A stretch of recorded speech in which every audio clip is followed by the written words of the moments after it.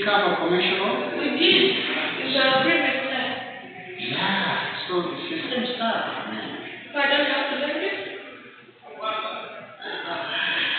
I think there is a... Okay, so my approach is that I teach business law. Yes. Business law is broader Yeah. than commercial law. So in my business law, I include commercial law, which commercial law is sale of goods.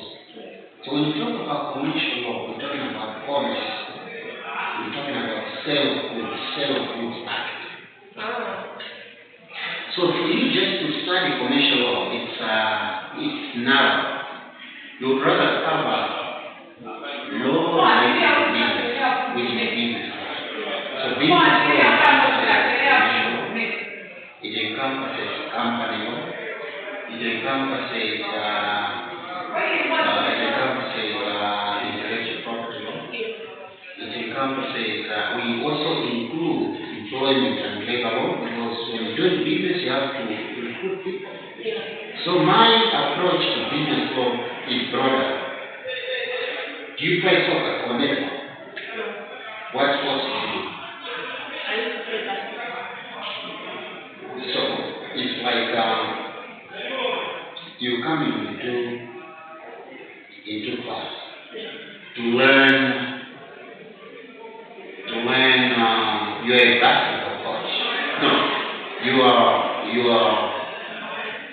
want to be a sports administrator, not just basketball. You want to be a sports administrator under the National Council for Sports. Yeah. So you would rather learn sports law than basketball. You don't mind. So I'm teaching you sports, which you have football, you have basketball, you have netball, and you also know better how to manage sports discipline. Because if you just learn basketball law, what if you don't get employment with basketball? So I'm trying to give you a diverse kind of reach. I told the dean about it. But now you are still in first year, right? No, I'm in my second. You're in second year.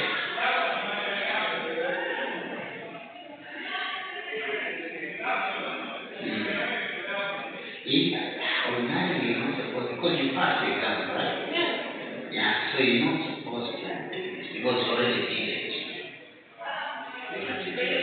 What are you specializing in? What's your job? Entrepreneurship. Same stuff. It's the same stuff. They also did business law, right? No. They did not. No, they did not. But I love the. You are the one who makes them. You are the one who is in class. So I don't think that's really. You don't have to do it. You don't have to do it. As far as I'm concerned. Thank you very much. You don't have to do it because you already passed. So you rather do other courses. Also, I've spoken to the university. They combine, because they are starting and they combine everything. I think we have intellectual law in the next year as well. No need, because you cover now. You cover now. Well, I think this is why you are trying to do what I can do. Yeah, you covered it. What are you going to learn? Because you are not lawyers. So your idea is not to specialize. Your idea is to learn and understand and be able to apply. So you rather learn lots of stuff than just something narrow. You get the point? But you need to be attending classes. Last time you were meeting out your class. Yeah.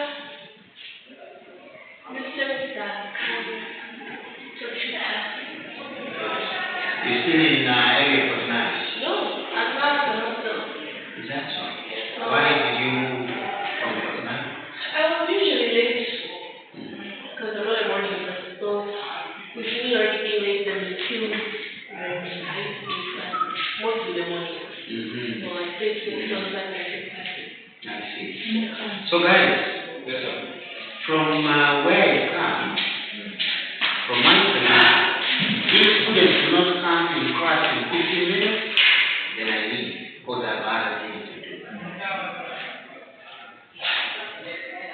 So I think next time, even if I'm late 15 minutes and I don't call you, don't wait for me. That's how I've been trying to do. Deal?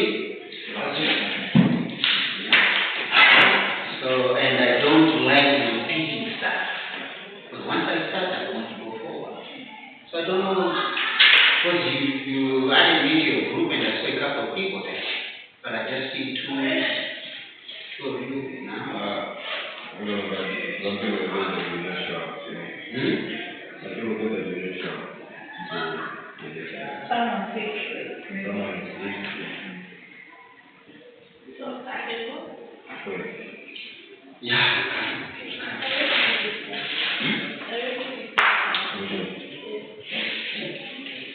So, and we are calling this business law and not commercial.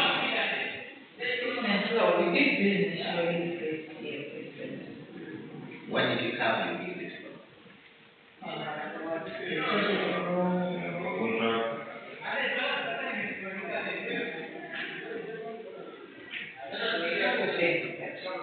We did business.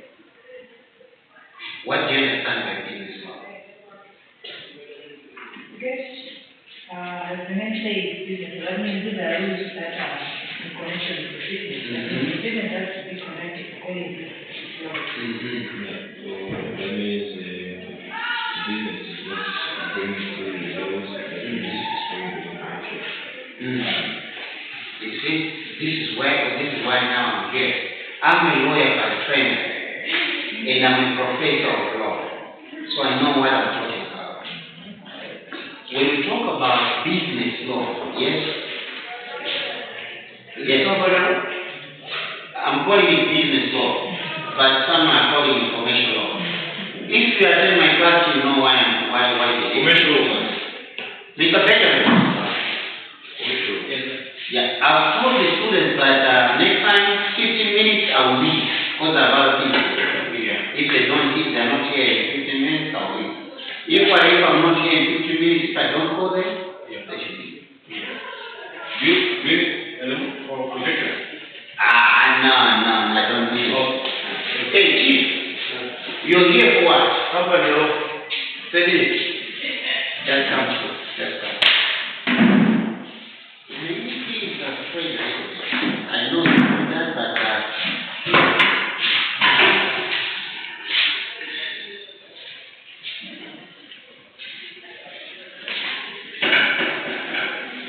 so this is what I'm saying. And pay attention. My name is Dan Wali. I'm a professor of international. I'm affiliated with several universities. So I assist with law-related courses here at University of York. Right? I will find out your name in due course. But now, let me start with a clarification. What I'll be teaching you is business law. Business law relates to laws and regulations that cover a business enterprise. So, components of business law are commercial law, company law, intellectual property law, employment and labor law, securities law, and several other issues that which I will discuss. Right. There was a misconception in the curriculum that when you talk about business law, we just teach business law broadly. This is what I want to tell you. Who plays soccer here? You play soccer, right? So, if you play soccer, or if you're just a sports person, and then you go to school to study football,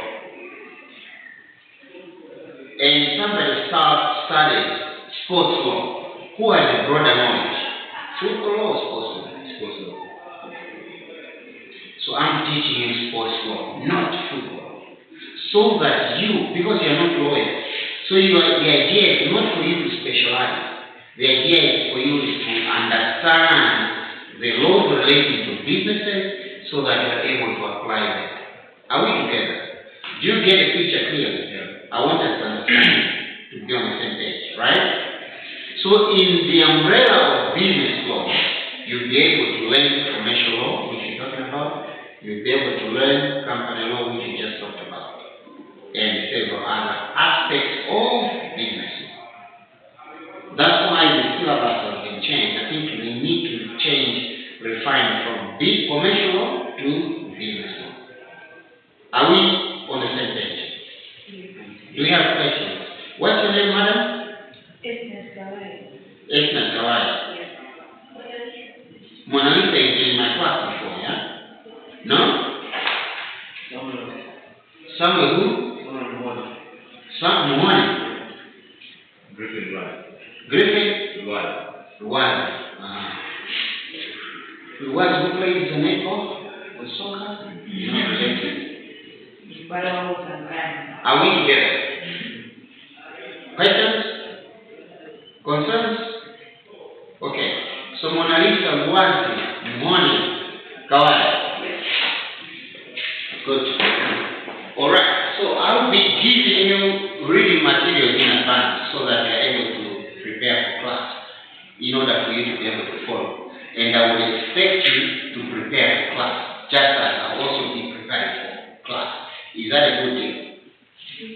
Your deportment, presentation in class, the demeanor in class, your contributions in class, the questions that you pose, the questions that you answer, together with the assignments that you have and the exam will constitute assessment for this question.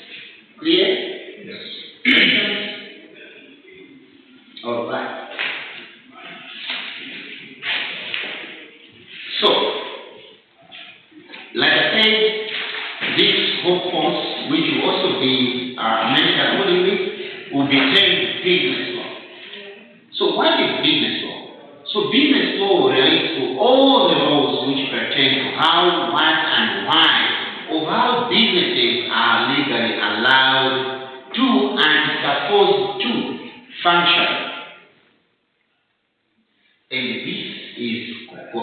these laws, regulations are encompassed in what we call business law.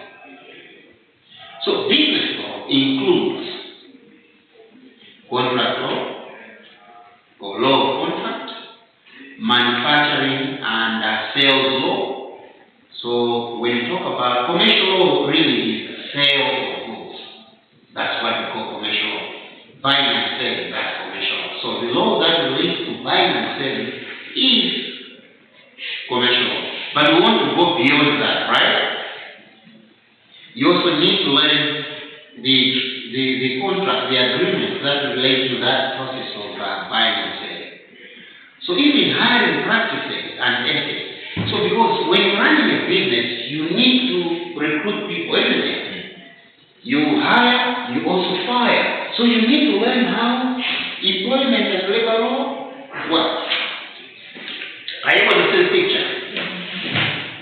Yeah, so businesses, whether commerce in the private and private as well as public spheres or sectors encompass what we call business law. So sometimes people will say business law, others will also say commercial law, and others will say corporate law or even mercantile law due to the nature of regulating these kind of spheres.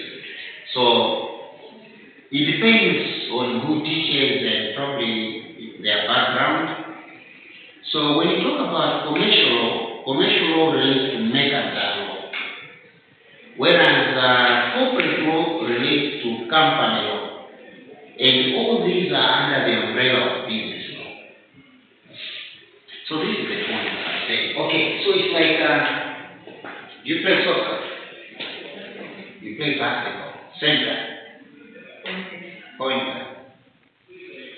So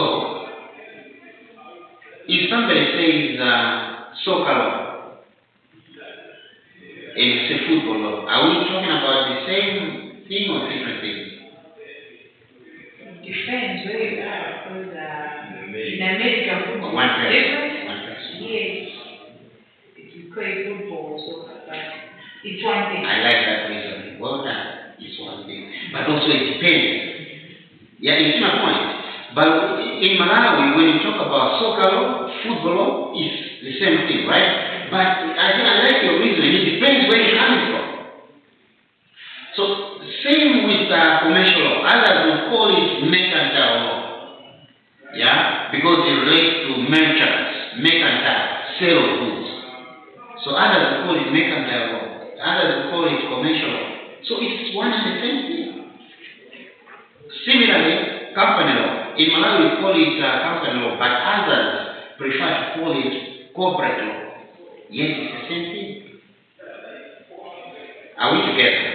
So I want you to be able to understand, to be grounded, so that we don't face situations whereby you say, no, I've already learned business. Are you getting the picture? Yeah, so nomenclature is important. That's why business law makes more sense.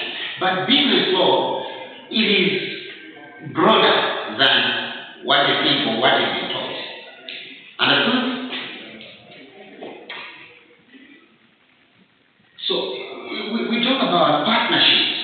You know, partnerships is also part of business law.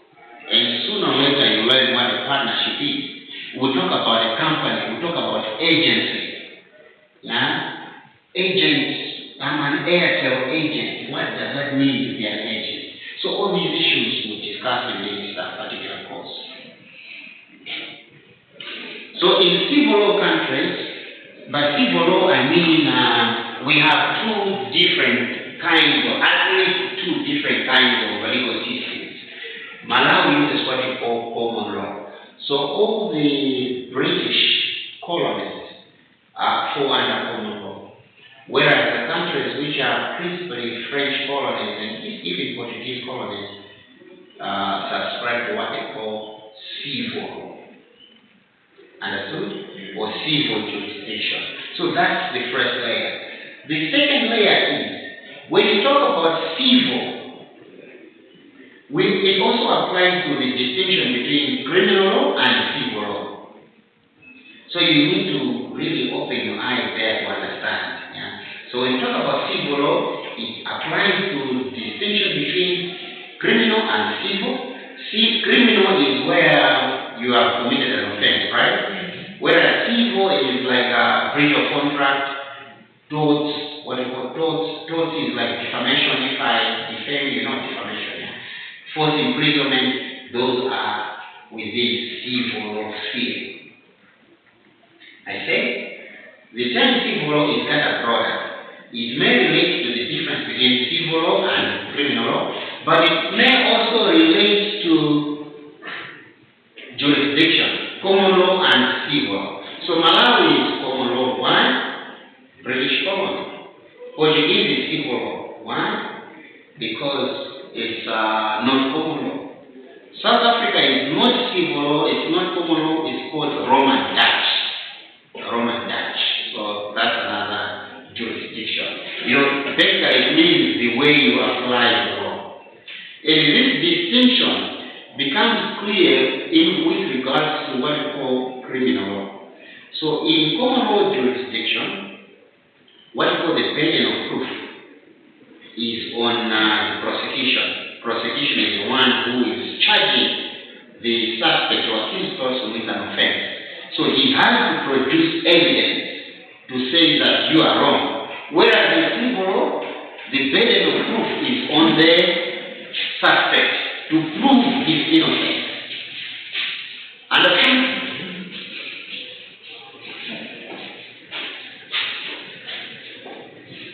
Now, what is the significance of business law? Business law is an important aspect of law because without the same, the corporate sector, that means the business world, the manufacturing sector, or the retail sector would be in chaos or tyranny. So that's why you need laws to regulate So the aim of business law is really to maintain a safe and functional workspace of business operations.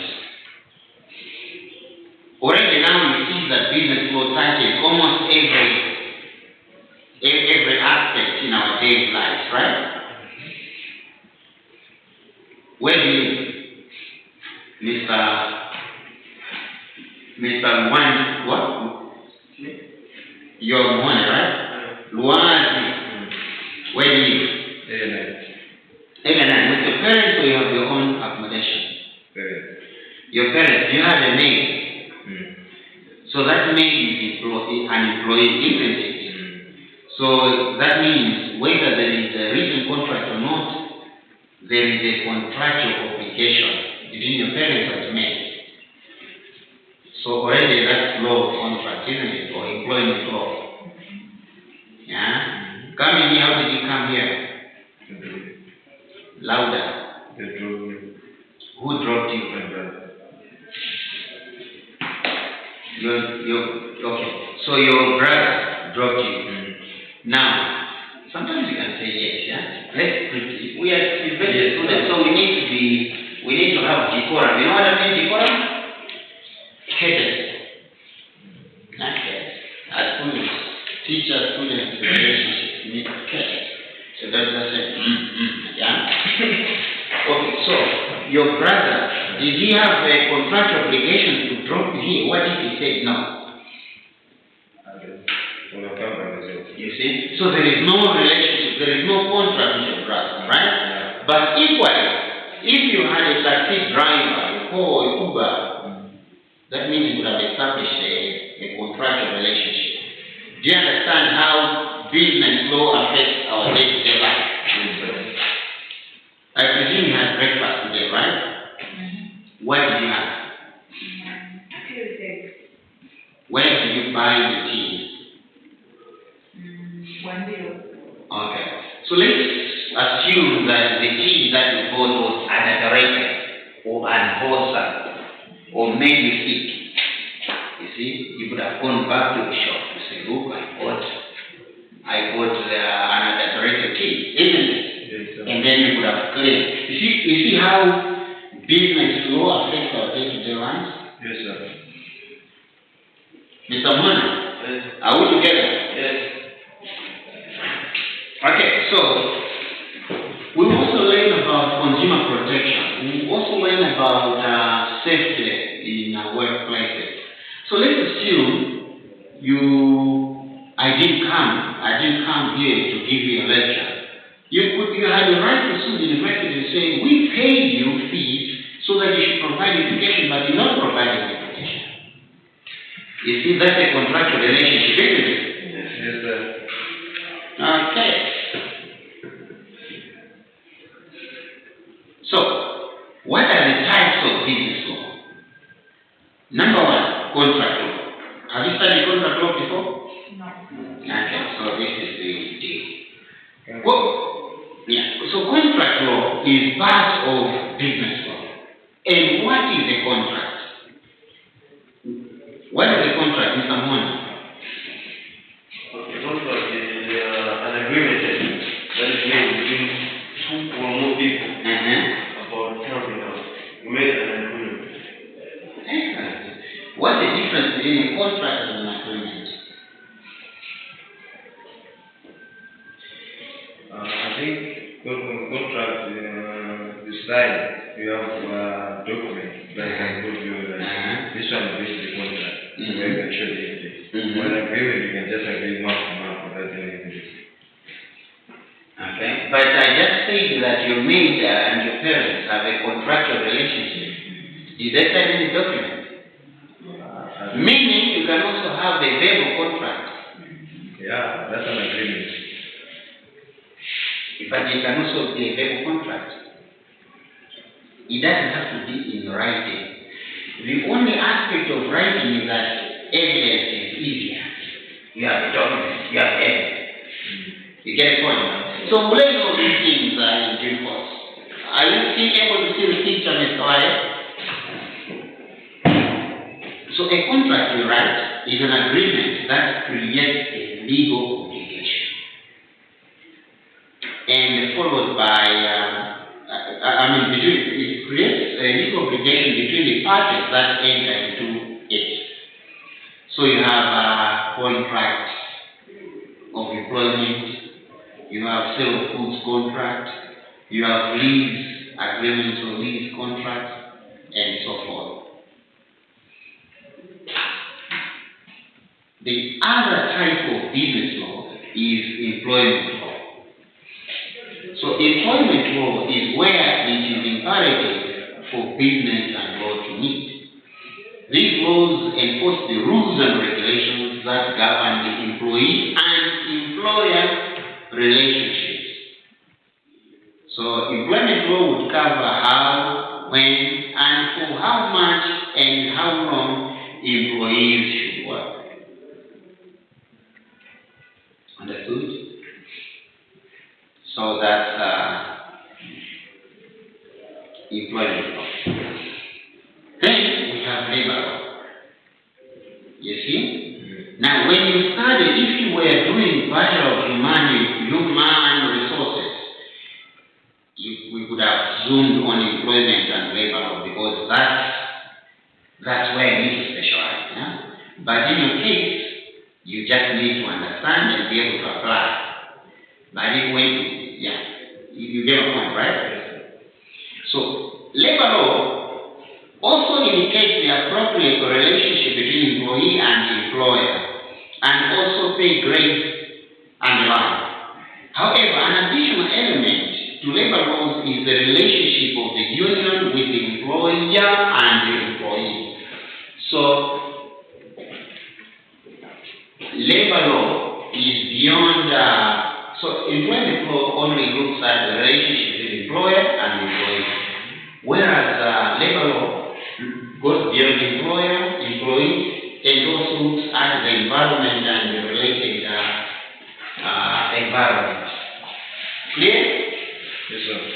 Very important. So you learn in due course that employment law in Malawi is regulated by Employment Act. Whereas, yes?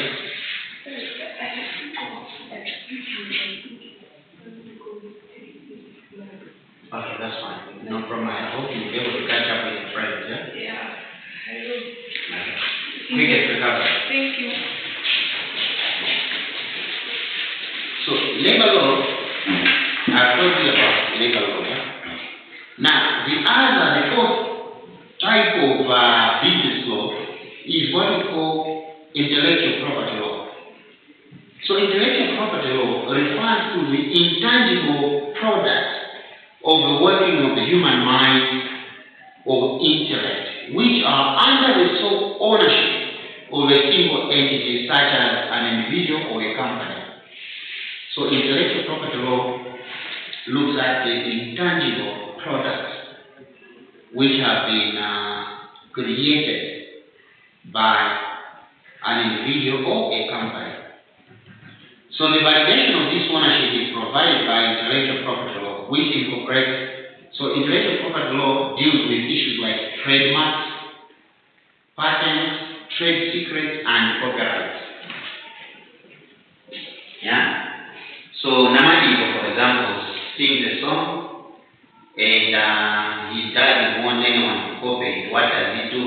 Because that's creativity. So he has to register a copyright so that no one should copy it. Yeah? If somebody copies it, then they sue them for infringement of copyright. If Samsung invents a phone, they have to patent it so that no one should copy it. So patents deal with inventions, whereas copyright deals with creativity.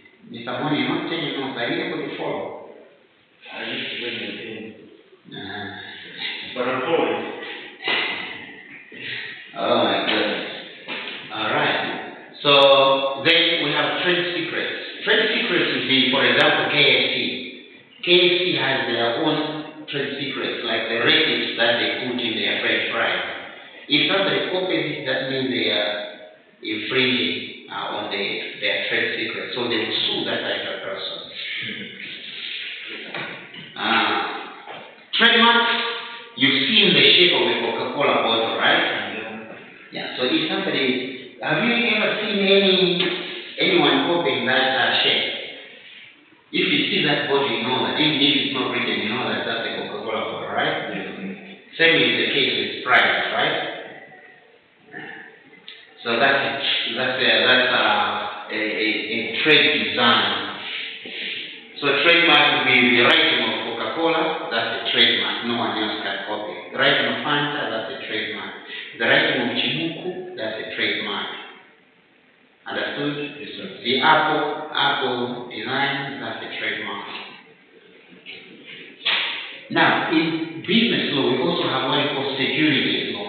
Securities law. So securities law deals with assets like shares in the stock market and other sources of capital growth and accumulation. Ever heard of shares? So issues to do with shares, it's securities law, which we also learn in this course. Understood? So that's securities law. Business law also has an aspect of taxation law. So taxation law refers to taxes charged upon companies in the commercial sector. So it is the obligation of all companies, including individuals, to pay their taxes on time. Failure to follow through will be a violation of corporate tax laws. So now we see why business law is broader, right? Understood? So Ms. Karen, when your coach teaches you, or when your coach tells you to do something, you just is that hard work? No, he's coached. Yeah, so I think let's just develop that decorum, yeah? Yes, sir. You know what? I'm trying to teach you not just to be good students, but also to be potential employees. Yeah? Because that's what investigation is all about.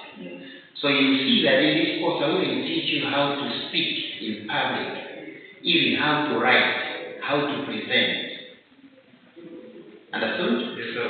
That's what investigation is all about. So what are the sources of business law? Mr. Moon, can you guess? Okay, so number one, when you talk about sources of law, especially in Malawi, the first is the Constitution. So the Constitution of the Republic of Malawi it governs decision making by public as well as private authorities. So the Constitution is the primary source of law and the supreme law of the land. So the Constitution is the supreme law of the land.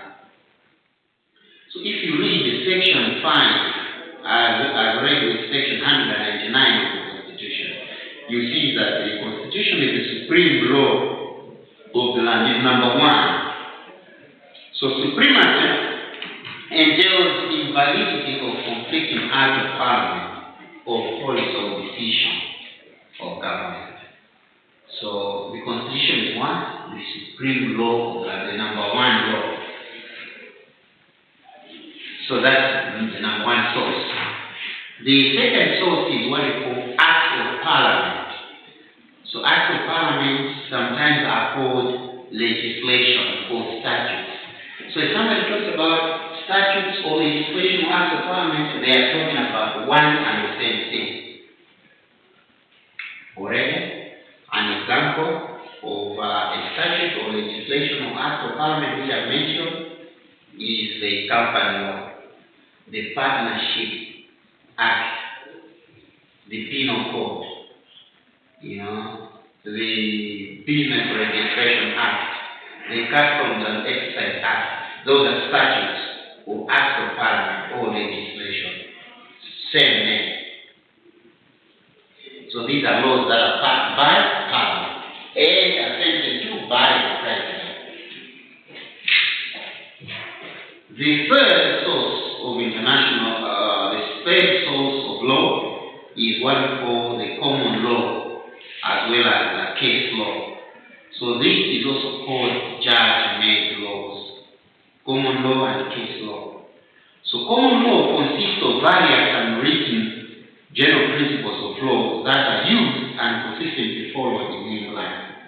So here in Malawi, we adopted the laws that were used in England because Malawi is, or rather used to be a British colony. So we adopted everything that the British were doing. So that we use common law. By common law we mean laws, or rather rules or regulations or decisions by the court, or general principles of law that have been adopted in Malawi. So the key issue to know that this I'll ask during an exam is that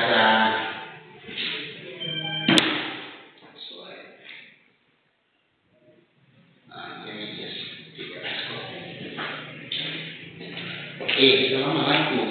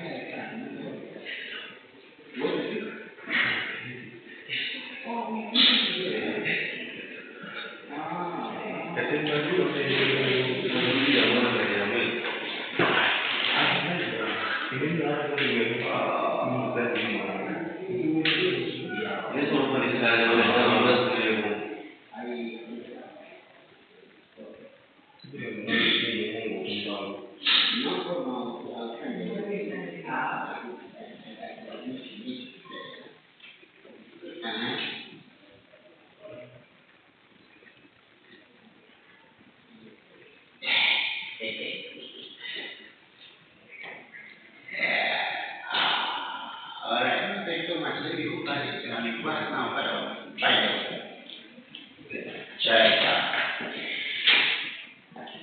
Let's just take a short break, 5-minute break.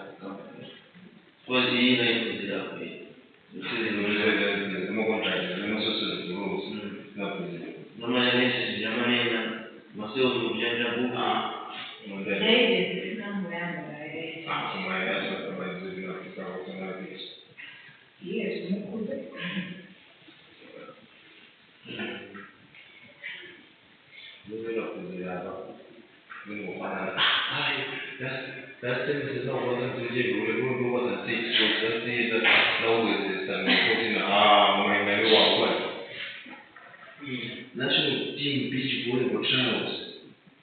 They want to participate. Who might make tournament?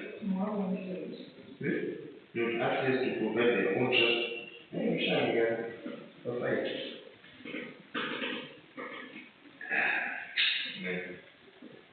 Ndio wako. Ndio modali. Remote.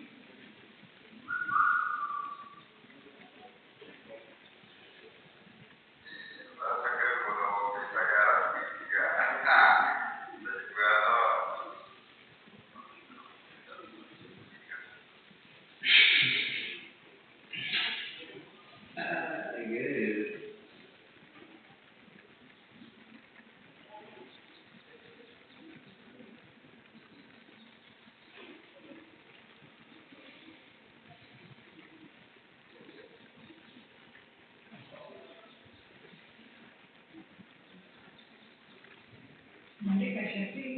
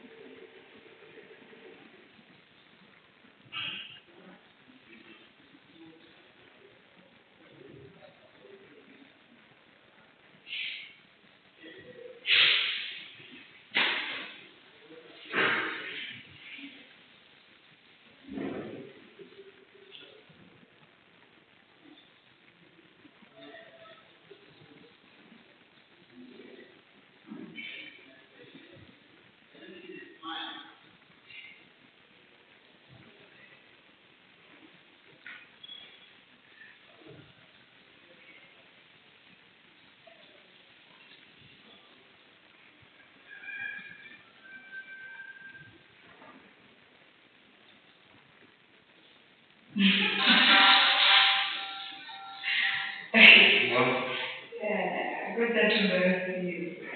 Okay. I don't know, I'll just say it. That's what I say. I'm not in fear of what I really will be. You don't do it. You. Of course. Okay, I'm not speaking of course. The thing is, what happens is we kind of put in there. They never go to wisdom, their period. Who started the name, they cannot. That is fair, that's not a moment. And then go down that. She played better, so she better play again.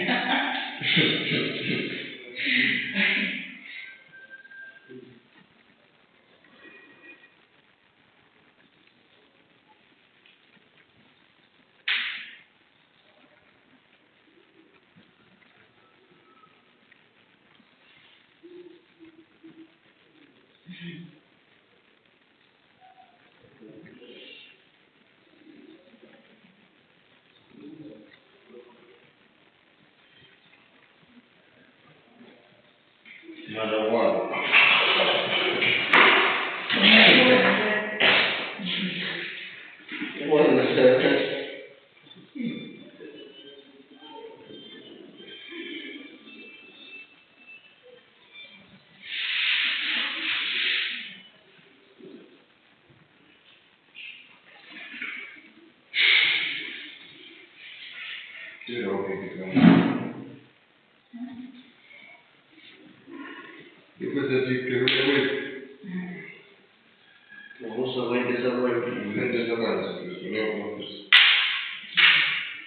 We should just check for detail.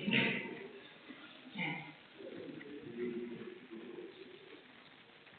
When we check the end, course of the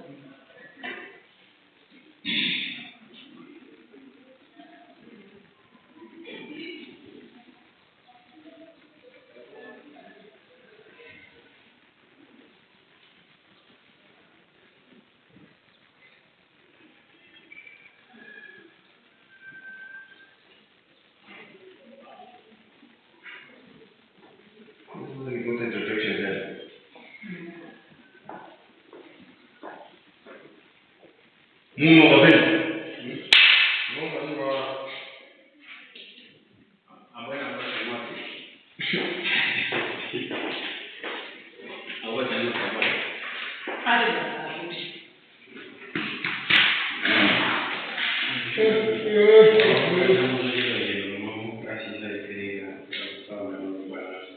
Anyway, I'm gonna pesa ngara. Amusema pesa ngara. Alafu na Ada bizi anasa na tunaanza. Amkata mimi nina sio wengi. Bwana. Siama kama kabisa. Ndio dawa. Tena wao walizana makasa ndio. yeah. Muda kwa. Yeah. Ndege. Ina kama Usilingani. Ndege. Mwanesi.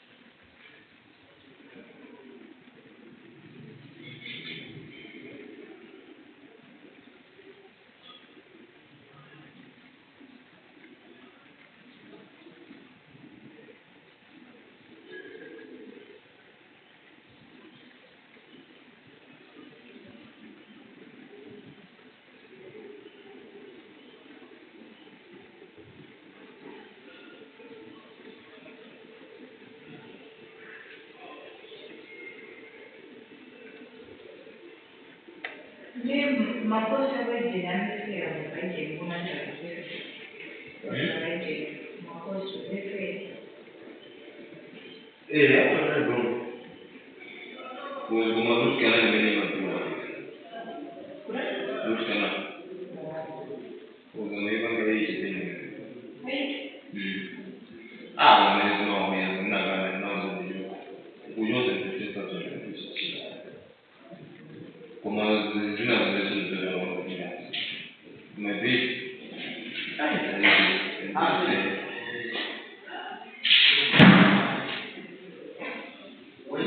We expect that.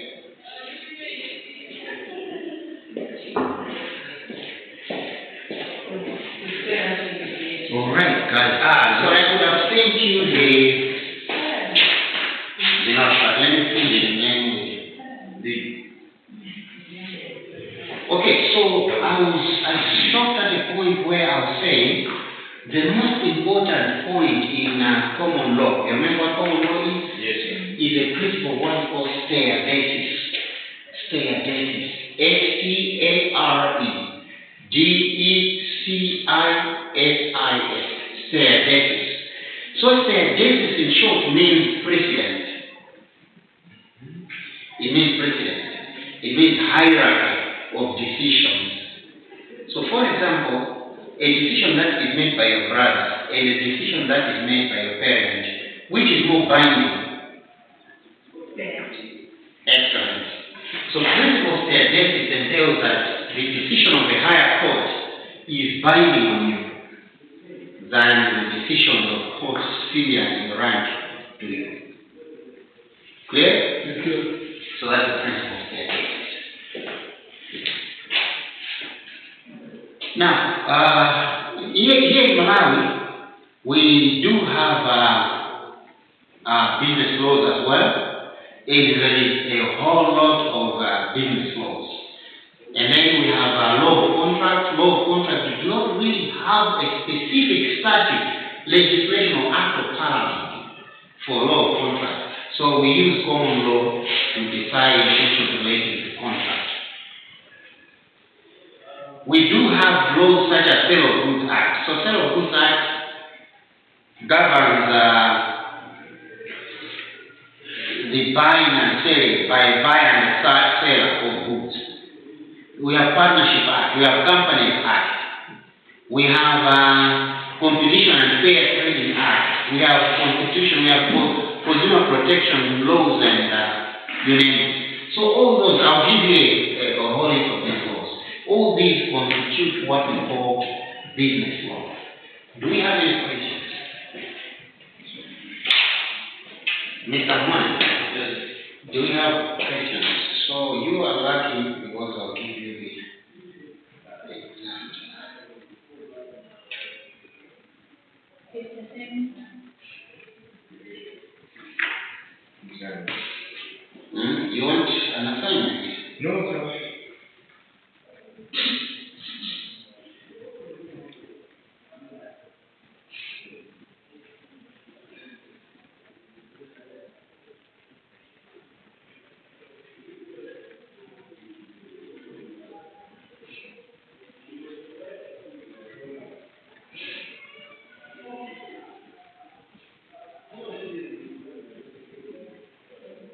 So let's try to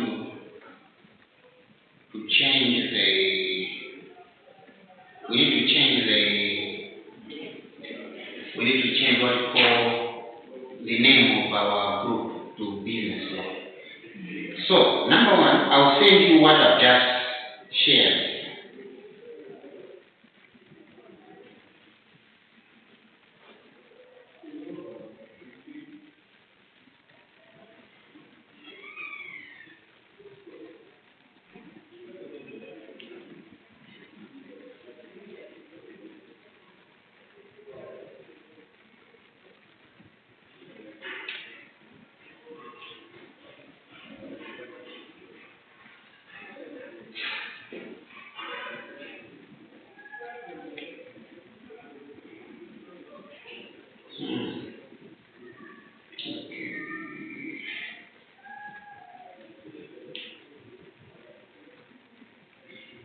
Professor, I think your number, your genetic number doesn't allow us to